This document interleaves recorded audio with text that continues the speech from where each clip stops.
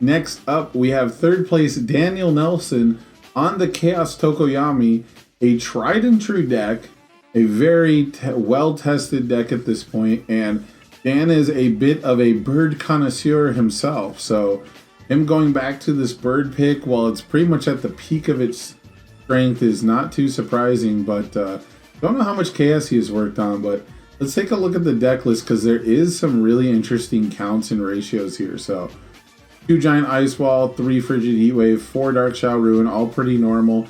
We do have the Indiscriminate Shocks in this version, but 1 Frozen Slash, so I think there was 2 at the first Nats version, and now we've got 1 here. So a little bit of a deadlock threat, a little bit of passing those stats along. Nice to see that. 1 Freezer Burn. Big fan of this card. Big extension. Has a lot of crazy plays, but only one of, because we're really looking for the highly statted cards, right? This is basically worth 5-6 in terms of stats, right? Like this is worth, 5 points of speed and 6 points of damage total. This is still pretty much only worth 4-4, so a little interesting there. Great high-low mix though. 4 Twisting Azure Inferno. I talked a lot about this throughout these Tokoyami deck lists. The others are pretty much all only running 2, but Dan Nelson is running 4, and he used those to break it all the way into the semifinals. So this might be the right number of Twisting Azure Inferno to run, but he's also got a spicy home run comet. So because Twisting Azure is a charge, Freezer Burn's a charge, Indiscriminate Shock is a charge, and pretty much everything else except Giant Ice Wall is a high attack. We get to charge up these home run comets, and sometimes for Tokoyami, by the end of a string, committing Foundation is not that big a deal. Using 1 to win the game, definitely not that big a deal. And you can easily still get this up to like powerful 4, powerful 5, and you can look at it as like a 3 high for 8, 3 high for 9 in your average string. So very cool to see this. I'm surprised we don't see a few more momentum shenanigans mainboarded though, like no shock treatment, no plus ultra mainboarded. This is taking the role of Ice Storm, right? We see there's 2 Ice Storm in the side, so we're trading out like a better block mod for no breaker. I think this is super interesting. Maybe I'd even run these together, but like Ice Storm non-bows in front of home run. Yeah, this is just very cool. This is almost certainly going to be like the kind of thing where he's trying to catch people with these mix-ups while he has momentum, because if he's going first, Home Run Comet tutors its own momentum, so it's on average going to be way better than Ice Storm. But going second, you're really going to want that breaker, and you'll have more time to kind of most likely poke to get in some momentum if you're going to go first, or if you're going second, you'll probably have to like poke, get your opponent down low before you can expend those resources a lot. Yeah, I actually really dig this, and I'm wondering if those are the reasons that he ran it, but I'm thinking Home Run Comet fills this role when the opponent is tapped out, when the opponent is stunned down, and instead he gets to tutor his momentum on turn 2 to end the game right now.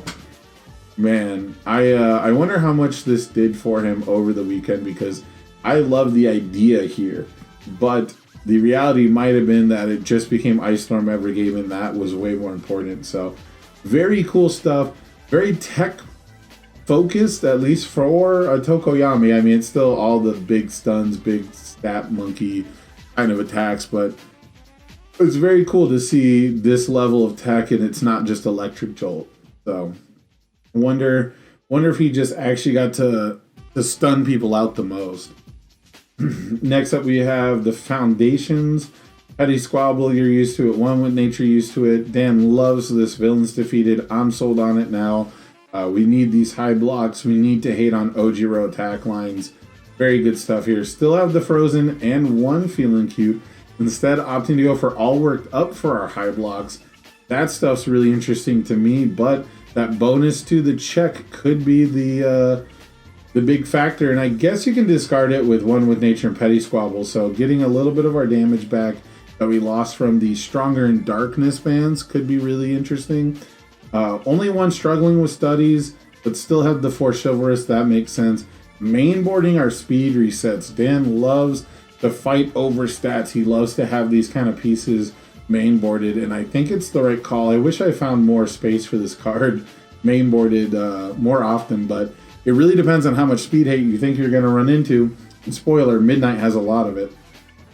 Next up, we have 4 basic training, 4 easy excited, 4 release. This is the Chaos special right now. It's pretty much the Air special, except we have easily excited here too. So you can either run 9 or you can run 12. It's really up to you. But yeah, what's really interesting about this deck is I think this attack pretty much. Like, this is very, very interesting. Like I said, going first, it's going to fuel itself and overperform from Ice Storm way more often, and especially if people are just expecting Ice Storm, man, this is gonna be the thing that catches your locals off guard. So if you ever see one playing Home Run Comet in Tokoyami, you gotta call that the Dan Nelson special, because you saw it here first, guys. This is the going first attack. This is the going second attack, at least in my mind. Rest of the sideboard is basically just one more of all the tech pieces.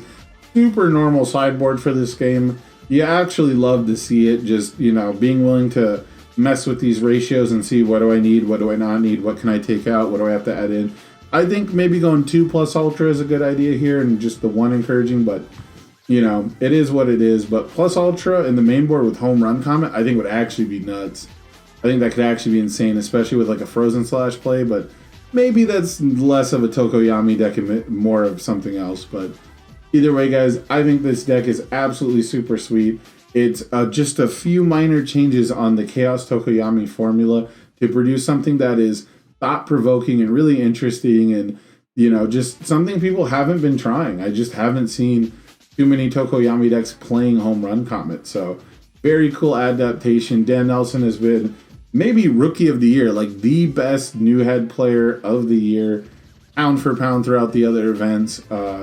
Absolutely great to see him make it this far, and I gotta be afraid. I gotta be looking over my shoulder. He could take it all next year. Just an absolutely wonderful player, one of the best guys in the community.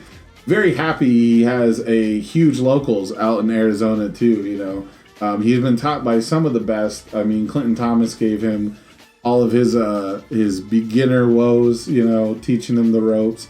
So I see very, very bright things for Dan Nelson in the future.